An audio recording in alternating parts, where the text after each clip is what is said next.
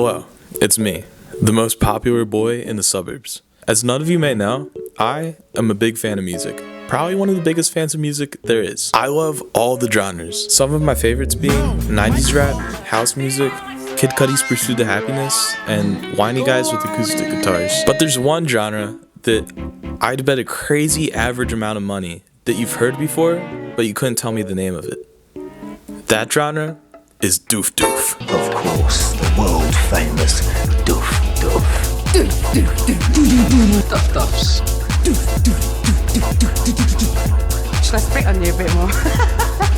Doof Doof is the Australian love child of house music and EDM, which in my mind are pretty much the same thing. Because they are. House music is a subgenre of EDM, and Doof Doof is a subgenre of house music. So, where does this Doof Doof music come from? Well, if you paid more attention, you know the answer. It's Australia. The term became super popular in Australia, where the rave and festival culture was thriving in the 90s and 2000s. Australian DJs and party freaks alike contributed to the widespread of this type of bass-heavy rhythmic music.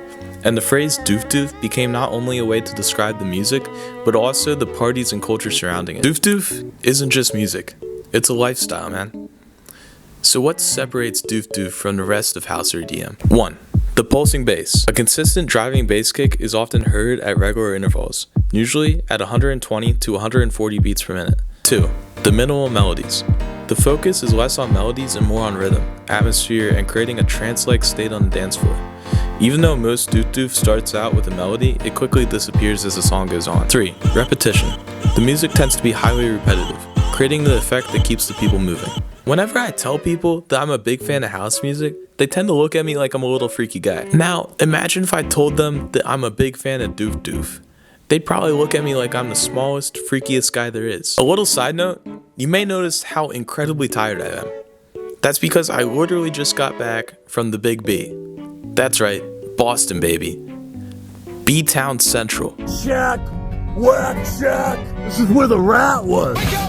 This is where new metal bands used to come and snort Adderall and chase around jam space applause. You remember the naked eye? Suck it on Adderall! Fat chicks for us all! Alright, maybe I'm like MLK and I have a dream. We could take the condoms off and be shitty again, Boston! Those guys don't even know there was a jerk booth right there! Whack shot, and men would feast on big lungs of women. Hello, baby. You know, Boston has a rich culture in the Doof Doof scene. As Doof Doof is house music mixed with other subgenres, Boston was actually one of the first to involve techno into their house music back in the 90s, which influenced Australian DJs of the early 2000s to do the same. These are the same DJs that helped populate the Doof Doof culture. So how do I, the most popular boy in the suburbs, know so much about Doof Doof music? Well, I'd like to thank my good friend Spotify, a true lifesaver when it comes to naming genres that I've never heard of before. A few weeks ago, I was checking on my day list, the daily generated playlist that Spotify makes based on what you listen to at that time of day. And in the title of the playlist, I saw the words Doof Doof. So I looked it up. And of course, 4 months before me, somebody on Reddit had the same thing happen to them. But now, I'm one of Doof Doof's biggest supporters, I'd say. And that's sad, because I've only just heard about it. We need to spread the word about this undiscovered, underrated genre. Doob Dog out.